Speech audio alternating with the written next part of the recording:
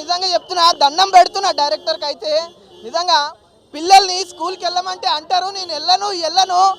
మంచి action thriller ఇచ్చాడు director Shailesh కొలను. నిజంగా అయితే మూవీ అట్లుంది. మీ అందరికీ తెలుసు ఆర్జీవి అంటే రామ్ గోపాల్ వర్మ, సూపర్గా ఉంది. హీరోయిన్ రెహాను శర్మ.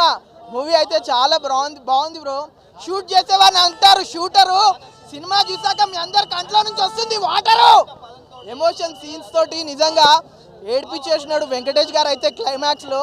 ఎంత బాగుందంటే, క్రికెటర్లో ఫేమస్ అజారుద్దీన్ బాలీవుడ్ నుంచి వచ్చాడు విలన్ నజీరుద్దీన్. నిజంగా అంత బాగుంది మూవీ అయితే.